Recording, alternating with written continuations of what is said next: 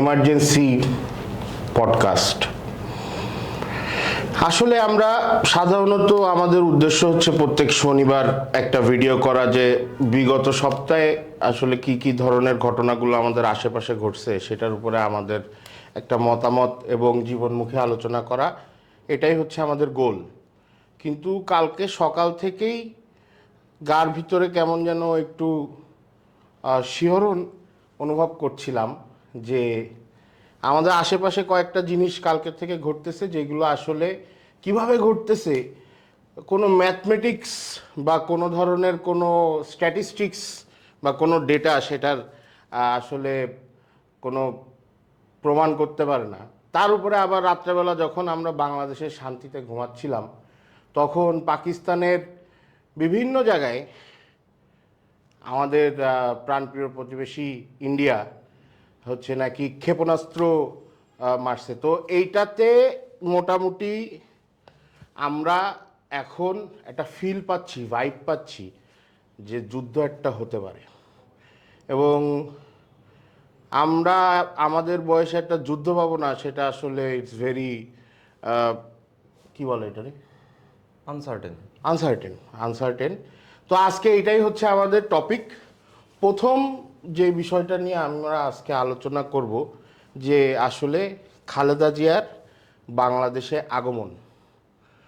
আমার কাছে আমার মতামত আছে, তার আগে আমি রাসেল রাব্বি তোমার কিছু মতামত শুনতে চাই। যে তুমি যে কালকে এই যে রাস্তায় এত লোক, এত মানে তুমি তো অফিসে আসছো, গেছো উত্তরা থেকে এখানে, so you are in the road, তোমার এটা সম্পর্কে যে এতদিন পরে এত ক্রেজ বা এত মানুষ, কিভাবে আসলে জিনিসটা তুমি দেখতেছো? আসলে ভাই, ব্যাপারটা হলো এটা মানুষের ভালোবাসার বহিঃপ্রকাশ। আচ্ছা। ঠিক আছে, খুবই সাধারণভাবে আপনি যদি চিন্তা করেন, কোনোভাবে কোনো ধরনের পলিটিক্যাল থটস বা পলিটিক্যাল চিন্তাভাবনা দূরে রেখে একদম জেনারেল পিপল হিসেবে যদি আপনি নিউট্রালি চিন্তা করেন, তাহলে এটা হলো কি আউট অফ লাভ জিনিসটা করছে মানুষ। তো বিএনপির ক্ষেত্রে যে জিনিসটা হয়েছে, যে এটা তারা রিক্রিয়েট করার জন্য 17 বছর ওয়েট করছে। হ্যাঁ। So right. আমার মতে মনে হয় যে খালেদা জিয়ার আসলে এখন বাংলাদেশের চিকিৎসা ব্যবস্থা, তার তো আসলে যাওয়ার মেইন উদ্দেশ্যটা ছিল উন্নত চিকিৎসা ব্যবস্থা। সো বাংলাদেশে আমার মতে এখন মনে হয় যে যেহেতু তামিম ইকবালের হার্টে রিং পরানোটাও এত ফাস্ট বাংলাদেশে, তাও একটা মানে আউটসাইড ঢাকার হসপিটালে এত ফাস্ট করে ফেলছে। সো খালেদা জিয়ার উন্নত চিকিৎসা বাংলাদেশে হইতে পারতো, সে বাংলাদেশে থাকতে পারতো। বাংলাদেশের উপর বিশ্বাস রাখতে হবে না? হ্যাঁ, অবশ্যই বিশ্বাস রাখতে হবে জওয়ান বাংলাদেশের সিনেমাতে উপরে। শাহরুখ খান আমাদের কি শিখেছে? হ্যাঁ, সো ব্যাপারটা হলো এই জিনিসটা আসলে বিএনপির নেতাকর্মীরা বা বিএনপির বড় বড় নেতারা রিক্রিয়েট করতে চাইছে। তাদের এটা একটা মনের ইচ্ছা ছিল যে 17 বছর পরে এরকম একটা সময় যখন আসবে, আমরা পুরো ঢাকা অচল করে দেব। আমার আমার আমার মা হচ্ছে কট্টর বিএনপি। সে এক সময় হচ্ছে খুলনাতে কিসের কিছু একটা এজিএস ছিল বলে, আমি আসলে ইয়েতে যাই না। তো সে বহুত ক্রেজ। হ্যাঁ। তো আমার মনে হয়েছিল আমার কাছে প্রথমে যে বিএনপির এখানে যারা যাচ্ছে বা এই যে রাস্তাঘাটে যারা দাঁড়াবে, এগুলো সব পেইড, হ্যাঁ, লাইক পেইড।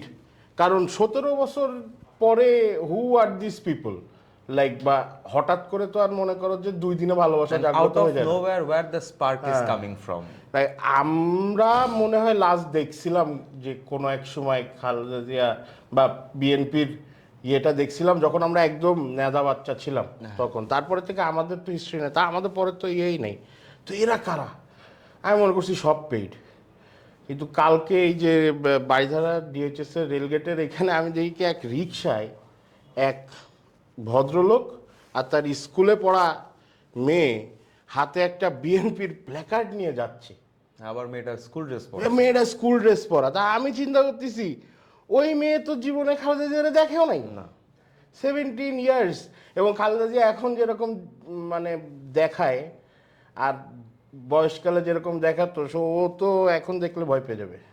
খুবই স্বাভাবিক। রাইট। আর তার বাপরে দেখেও আমি বুঝলাম না যে মেয়ে কতটুকু ইনফ্লুয়েন্স করতে পারে যে মেয়েরে এরকম একটা ইয়ে করতেছে। রাস্তাঘাটে পিনিকও দেখছি, মনে কর রং সাইড দিয়ে বাইক চালাইতেছে, মাথায় বিএনপির ব্যান্ড লাগায়, পতাকা একটা লাগায়, সামনে যে চালাচ্ছে তার হাতে পতাকা, তার মানে তার এক হাত পতাকাতে এঙ্গেজ, আর আরেকজন ভিডিও করতেছে রং সাইড দিয়ে।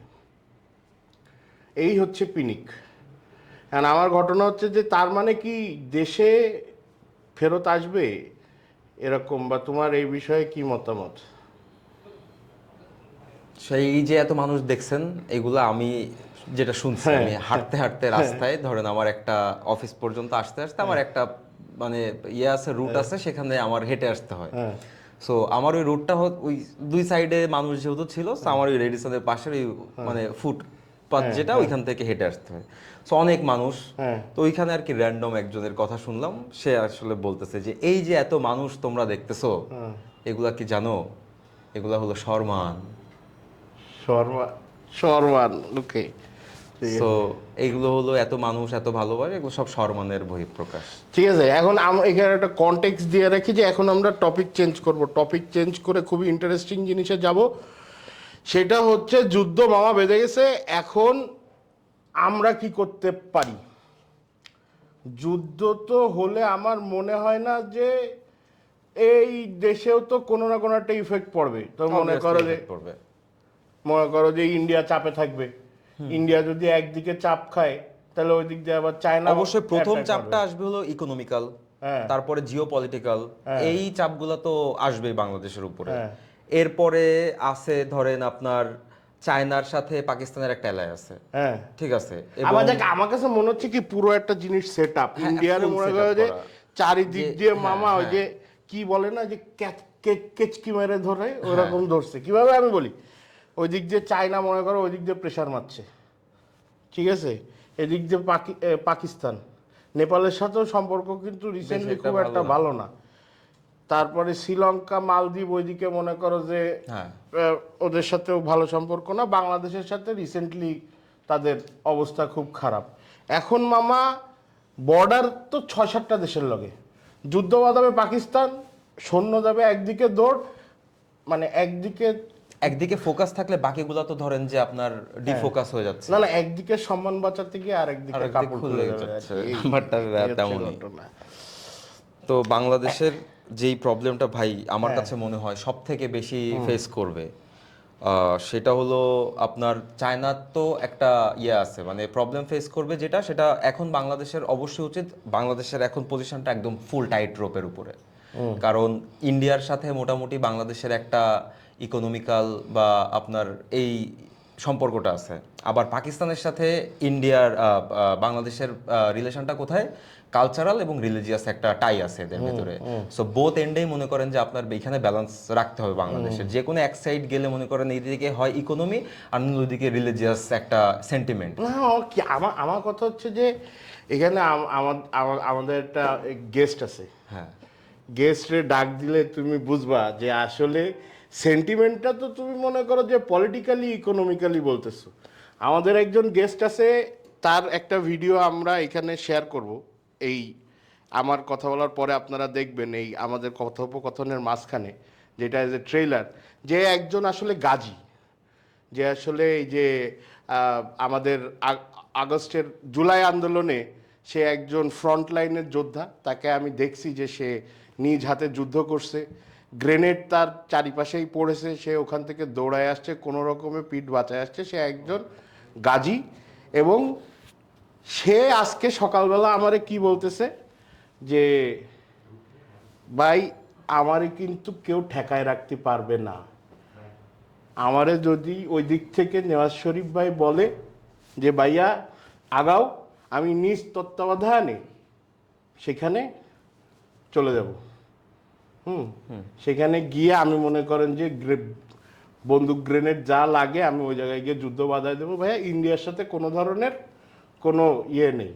তো এই সেন্টিমেন্টটার দিকে তুমি কি মনে করো, যদি আমরা মনে করো যে বেঁধেই গেছে, কোনোভাবেই থামানোর আর কোনো উপায় নেই, মারামারি বেঁধে গেছে, এখন মনে করো যে আমাদেরও যুদ্ধ করতে হবে, আমরা যদি যুদ্ধতে নামতেই চাই তাহলে আমরা কোথায় কোথায় কি করব সেটা বলবো। এখন আপনার ছোট ভাইয়ের মতো সেন্টিমেন্ট আসলে এটার পার্সেন্টেজটা কতটুকু বাংলাদেশের মানুষের ভেতরে বিরাজমান, এটা আগে আপনার বের করতে অনেক হবে। অনেক অনেক। এখন আপনার কাছে যদি এমনি তো ইন্ডিয়ারে তুই সহ্য করতে পারবো না, আমি তো পারি না। তাহলে যুদ্ধ যদি বেঁধে যায়, তাহলে যদি মনে কর যে বললো যে যুদ্ধ করতে হবে না, মানে আমরা কিছু করলাম না, ইন্ডিয়া মনে কর যে আমাদের দিকে আমাদের যে তোরা আসলে bye আমার bye? কাছে মনে হবে আমাদের এই পর্যন্ত আসবেই না যে যুদ্ধ হ্যাঁ। আমাদের কারো বলতে হবে যে আমাদের যুদ্ধ করতে হবে। আমরা এমনই একটা প্রেশারাইজ পজিশনের ভেতরে পড়ব যে আমরা আমাদের যুদ্ধ করতেই হবে। এটা আমাদের হ্যাঁ। নিজের জীবন বা মনে করেন যে নিজেদের যে সার্বভৌমত্ব এটা রক্ষা করার জন্য হইলো আমাদের যুদ্ধ নামতে হবে। হ্যাঁ। ঠিক আছে, এটা এমন না যে ওইখানের প্রেশারের কারণে আমাদের ইয়ে করতে হবে, হ্যাঁ। পোর্ট্রে করবে এমন হয়তো বা আমরা প্রেশারাইজ হয়ে আমাদের যুদ্ধ করতে হবে, কিন্তু ধরেন যে জিও পলিটিক্স আমাদের কেমন ভাবে পোর্ট্রে করবে যে আমরা আসলে এখানে মানে প্রেশারাইজ না, আমরা আসলে নিজেদেরকে সেভ করার জন্য এখানে যুদ্ধটা করতেছি। বাট এখানে প্রেশারাইজটা কে করতে পারে আপনি গেস করতে পারতেছেন, অবভিয়াসলি চায়না। কারণ চায়নার সাথে এখন বাংলাদেশের আবার নতুন করে একটা সখ্যতা করতেছে, এবং চায়না তাদের যেই ইনফ্রাস্ট্রাকচারাল যেই ডেভেলপমেন্ট বাংলাদেশে করতেছে এবং সামনে করবে, এবং এইখানে যে মানে রুট যেটা বানাচ্ছে, রুট প্ল্যান বা ওদের যেই হাইওয়ে বানাচ্ছে, যে ইন্টারকন্টিনেন্টাল হাইওয়ে বানাবে, so these are all for মানে ওয়ার্স। আমার কাছে যেগুলো মনে হয় এগুলো তো মানে জেনারেল পারপাসের জন্য হবে না। কারণ চায়না যেভাবে শ্রীলঙ্কাকে মনে করেন যে কি বলবো এটাকে ম্যানিপুলেট করে ওদের পোর্টগুলোকে এখন ক্যাপচার করে মোটামুটি ওইখানে এয়ার বেস টেস বানানোর চিন্তা ভাবনা করতেছে। সো এইখান থেকেই বোঝা যেতেছে যে আসলে এয়ারবেস থেকে আমার যেটা ট্র্যাপের ভেতরে। এয়ারবেস থেকে আমার যেটা ইয়ে হলো, লালমনিরহাটে আমাদের একটা এয়ারবেস আছে, হ্যাঁ, যেটা আসলে সবাই জেনে অবাক হবেন যে এশিয়ার মধ্যে সেকেন্ড লার্জেস্ট এয়ারবেস, যেটা ব্রিটিশরা তৈরি করছিল ডিউরিং সেকেন্ড ওয়ার্ল্ড ওয়ার। এবং তারপরে মনে হয় একবার অপারেশনাল হয়েছিল 2 বছরের জন্য, পুরো টাইম বন্ধ ছিল। ওখানে আবার রিসেন্টলি একটা অ্যারোনটিক্যাল ইউনিভার্সিটিও তৈরি, মানে ওখানে ইয়ে হয়েছে, পাইলট পাইলট ইউনিভার্সিটি। সো ওখানে এরকম এরকম কিছু একটা ইয়ে তৈরি হয়েছে। সো ওইটা আবার ইয়ে করা তৈরি হয়েছে, বাট ওইটা হচ্ছে মানে শিলিগুড়ি বর্ডার থেকে জাস্ট 35 কিলোমিটার দূরে। আচ্ছা। সো ওই মনে কর জাস্ট ফর ইয়ে, যে ওইখানে মনে কর যে চায়না আমাদেরকে ওই জায়গায় মনে কর হঠাৎ করে 20টা প্লেন মামা ওই জায়গায় লাগাই দিল, আর তোরে দায়িত্ব দিল হচ্ছে তত্ত্বাবধানের, তাহলে তুই কি করবি? আমি তো স্ট্র্যাটেজিক্যালি প্ল্যান করবো ভাই, আমি আবেগে প্রথমেই বিষটা দিয়ে দিব না ভাই ওদের উপরে, ঠিক আছে? সো স্ট্র্যাটেজিক্যালি আমি আর কি যুদ্ধকেই করব, মানে আমি বলবো না যে না এটা আসলে ইউজ করা যাবে না বা এমন কিছু, আমি আসলে যুদ্ধই তুই কি করবো ভাই। ঠিক আছে, কিন্তু তুই কি কোনো ধরনের পার্সোনাল এজেন্ডা পুশ করবি? মনে কর যে দিল্লিতে কোনো স্পেসিফিক লোকের উপরে গিয়ে একটা প্লেন দিয়ে বোম মেরে দিলি। হ্যাঁ, সেটা তো আগেই, সেটা আগেই, সেটা right? আগেই। যদি সেটা ওরকম আগেই। অবস্থা আসলে থাকে তাহলে সেটা আগেই। তো আমার কাছে মনে হয় যে আমরা আজকে যে বিষয়টা নিয়ে আলোচনা করতেছি, যে ইন্ডিয়া এবং পাকিস্তানের মধ্যে যেই যুদ্ধটা লেগে যাচ্ছে, সেখানে আসলে আমরা কিভাবে আমাদের দেশকে দেখতেছি। ইন্টারেস্টিং কিছু জিনিস এতক্ষণ আমরা ডিসকাস করতেছিলাম, ইন্টারেস্টিং কিছু জিনিস আমি আপনাদের সাথে শেয়ার করি, যেটা আসলে ইন্ডিয়ান মিডিয়াতে আমি দেখছি যে বাংলাদেশের মিডিয়া থেকে আরও অনেক খারাপভাবে তারা এই জিনিসগুলো নিয়ে কাজ করে। ওরা অনেক বেশি হাইপার। আমি দেখছি ইন্ডিয়ান মিডিয়ার যেই জার্নালিস্টগুলো আছে তারা অনেক বেশি হাইপার। এবং মনে করেন কালকে আমি একটা ভিডিও দেখতেছিলাম, কালকে না সরি আজকে অফিসে আসার পথে গাড়িতে বসে একটা ভিডিও দেখতেছিলাম, যে একজন বলতেছে যে আমাদের 30 জায়গায়, এবার বলছে যে দাদা আমাদের 30 জায়গায় এরকম মহড়া একদম প্ল্যান করা আছে, মালদাতে একটা হবে, দিনাজপুরে একটা হবে, তারপরে মনে করেন শিলিগুড়ি, ওই চিকেন নেকের যে জায়গাটুকু আছে সেটুকু আমাদেরকে সবার আগে কভার করতে হবে। ওটুকু যদি ওই 145 কিলো জায়গা যদি কোনোভাবে বাংলাদেশের মাধ্যমে কেউ ইয়ে করে নেয়, তাহলে 7 সিস্টার গেল, কোনোভাবেই তা আমরা ফেরত পাবো না। তো আমার কাছে মনে হয় the extreme they take in case of anything is something যেটাতে আসলে পাবলিক এবং প্রোপাগ্যান্ডা অনেক বেশি প্রমোট হয়। বাংলাদেশের জার্নালিস্টদেরকে আমি এতটাও এক্সট্রিম দেখি নাই। না, হ্যাঁ, এবং ইউ ক্যান মেনশন মায়ুক। হ্যাঁ হ্যাঁ, তো ওর তো কথাবার্তা শুনলে মনে হয় যে আসলে ও এখানে একটা নিউজ একটা প্রেজেন্টারের যেভাবে মানে হাম্বল এবং ফর্মাল থাকতে হয়, ও কমপ্লিটলি ওটা ডিফারেন্ট। Right right. ও ওইখানে ঝগড়া করতেই আসে এবং ওখানে ও ব্লেম গেম খেলে। সো এটা তো মনে করেন যে জার্নালিজমের কি পয়েন্ট বা নোট বা ইয়ে হইতে পারে না, গোল হইতে পারে না। রাইট। সো ফাইনাল আমি একটা লাস্ট সিনারিও বলবো যেটা দিয়ে আমরা এটা শেষ করব, সেটা হচ্ছে এই যুদ্ধের মধ্যে খুব সিগনিফিক্যান্ট একটা বড় ইভেন্ট, দুই জায়গায় কিন্তু বড় বড় দুইটা ইভেন্ট হইতেছে। একটা হচ্ছে আইপিএল হচ্ছে ইন্ডিয়াতে, কনসিকুয়েন্ট টাইমে পিএসএল হচ্ছে পাকিস্তানে। Two very high value leagues এবং হাই ভ্যালু এন্টারটেইনমেন্ট লিগস, যেগুলো মানে দেখ পিএসএল এর কথা বাদ দিলাম, আইপিএল তো লাইক মানে ব্রডকাস্টিং রাইটসের দিক থেকে এখন ওয়ার্ল্ডে সেকেন্ড, মানে সব থেকে বেশি পার ম্যাচ মনে হয় কত আমি দেখতে শুনতেছিলাম, অনেক 140 কোটি বা এরকম সামথিং এক একটা ম্যাচের ভ্যালু। তো পাকিস্তানরা তো like crazy crazy as shit. আমার কাছে মনে হয় যে এই যে 7-8টা অ্যাটাক করলো, হ্যাঁ, ধর এই ম্যাচগুলো কি এখন অনেক বড় সিকিউরিটি কনসার্ন না? অবভিয়াসলি।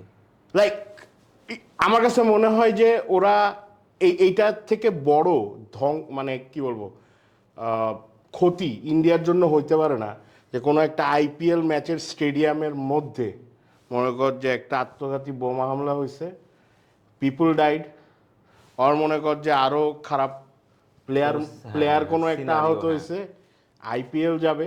আইপিএল যাওয়া মানে হচ্ছে কোটি কোটি টাকা যাওয়া, রেপুটেশন মানে আর কি ভেরিয়ে। সো হাউ ডু মানে এইটার পসিবিলিটি কি দেখোস বা এরকম কোনো কিছু মানে এরকম আত্মঘাতী অথবা এটা তো যেরকম জিনিসটা কিন্তু ডিফারেন্ট। আমি যেটা চিন্তা করে দেখছি যে why Pakistan is getting leverage here, হ্যাঁ, সেটা হচ্ছে যে পাকিস্তানও কিন্তু হ্যাজ ডান এ ভেরি মানে in a very subtle way has done a very bad thing, যে ওখানে 26 জন 28 জন ওই কাশ্মীরে পেহেলগ্রামে ওখানে মারছে, ঠিক আছে, বাট এবং ইন্ডিয়া এইখানে মারছে 8-10 জন মরছে এবং আরও 30 জন মতো আহত হয়েছে। এখন ঘটনা হচ্ছে পাকিস্তানের ওই অ্যাটাকে আরও বেশি মরছে, বাট ডিরেক্টলি পাকিস্তান কখনো অ্যাগ্রি করে নাই যে এই অ্যাটাক আমি করছি। এক্স্যাক্টলি, এটা তো একটা দেয়ার ইজ আ মানে huge difference between terrorist attack হ্যাঁ, আর হলো গিয়ে মনে করেন যে মিলিটারি আপনার attack. Military attack. So military attack যখন করা হয়েছে তার মানে হচ্ছে দিস বিকামস ভেরি আমি বলি ফর্মাল একটা ইমেল লেখার মতো যে আসো মামা যুদ্ধ করি, যুদ্ধ করি, এক্স্যাক্টলি।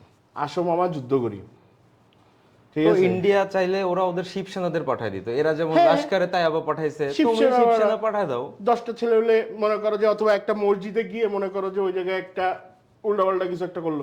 সো এইটা তো হইতেই পারতো, কিন্তু এটা না হয়ে এরকম হয়েছে। সো আই থিঙ্ক যেহেতু ইন্ডিয়া এরকম একটা জিনিস করছে, আর আমার মনে হয় না পাকিস্তান যুদ্ধে জড়ায় ইন্ডিয়ার সাথে বেশি দিন টিকতে পারবে টেকনোলজিক্যালি অ্যান্ড ইয়েতে। হ্যাঁ, ওই পাগলের মতো মনে কর 4-5টা নিউক্লিয়ার অ্যাটাক করবে, এটাতে সবাই মনে কর যে ইয়ে করবো, কিন্তু যদি নিউক্লিয়ার অ্যাটাক না করে like take it null and void, তাহলে বেশি দিন টিকতে পারবে না, লাইক টেকনোলজিক্যালি এবং ইকোনমিক ফুয়েল অনুযায়ী নেই। সো ওরা কিন্তু কি করবে, ওরা কিন্তু এই ধরনের অ্যাটাকই করবে যেটা আতে ঘা দিবে ইন্ডিয়ার, যে মনে করো যে যেখানে মনে করো যে সহজসভ্য মানুষ আর কি ইয়ে হবে, সেন স্টেটে থাকতে পারবে না। হ্যাঁ, মানে এটা আসলে শুধু মিলিটারি মারামারি হলে কি হচ্ছে, মারতেছে 100 জন যুদ্ধ করতেছে, 100 জন যুদ্ধ করতেছে, এই 100 মানে হাইপোথেটিক্যাল নাম্বার 100 জন, এরা এদের ভিতরে মরতেছে, আদার পিপুল আর নট রিয়েলি ফিলিং বা র্যাশনালাইজিং যে ওখানে কি কি হচ্ছে। হচ্ছে, হোয়াটস গোয়িং অন। বাট যখন একটা বাসের ভিতরে একটা বোম ইয়ে হবে, ওই বাসের ভিতরে যারা ছিল আশেপাশে বা যারা এই জিনিস ওই একই বাসে যারা এভরিডে যায়, তারা আমার মনে হয় আগামী 1 বছর একটা ট্রমায় থাকবে ওই বাসে ওঠার সময়, যে বাসে উঠলে এই ধরনের একটা আশঙ্কা মানে আতঙ্ক। সো আমার কাছে মনে হয় ওই মিলিটারি অ্যাটাকের থেকে এই ধরনের অ্যাটাক ইজ ইয়ে, এবং পাকিস্তানের ক্যাপাবিলিটি ওই দিকটাই বেশি। হ্যাঁ, সো আমার কাছে আই গেস যে এইরকম যদি কোনো কিছু এখন ঘটেও যায়, যেখানে পাকিস্তান এরকম কিছু একটা ঘটায় ফেলছে এরকম একটা মেগা একটা ইভেন্টে, দ্যাট উড বি ভেরি আগলি। আপনার কি মনে হয় যে অবভিয়াসলি ইন্ডিয়াও তো আমাদের মতোই এভাবে চিন্তা করার ক্ষমতা আছে তাদের, অনেক বড় বড় অবভিয়াসলি ওরাও তো ওদের সিকিউরিটি পারপাস এখন আরো মনে করেন যে এখন মানে জেড লেভেলের হলো গিয়ে সিকিউরিটি, এখন সব বড় বড় মানুষজন যারা আছে তাদের পেছনে সব এই সিকিউরিটি লাগাই দিবে। এবং এই বড় বড় যে ইভেন্টগুলা ইন্ডিয়া আই গেস আইপিএল শেষ করার পরে এরকম বড় গ্যাদারিং, ম্যাচ গ্যাদারিং রাখার চেষ্টা খুবই কম করবে। হ্যাঁ, কারণ অলরেডি মনে করেন যে এরকম আত্মঘাতী বোমা হামলা মুম্বাই IPL এর হোটেল তাজের significant অ্যাটাকটার কথা তো আপনার মনে আছে ভাই। 10-15টা ম্যাচ বাকি আছে। যাই হোক, সো এটা দিয়ে আমরা শেষ করতেছি, এমার্জেন্সি পডকাস্ট শেষ। সোনার বাংলাদেশ আমাদের আপগ্রেড হয়েছে স্টুডিও লেভেলে, আমরা এইবার we are using better sound systems. So তারপরে যদি স্টুডিও ভাড়া লাগে তাহলে অবশ্যই যোগাযোগ করবেন। Thank you, good bye.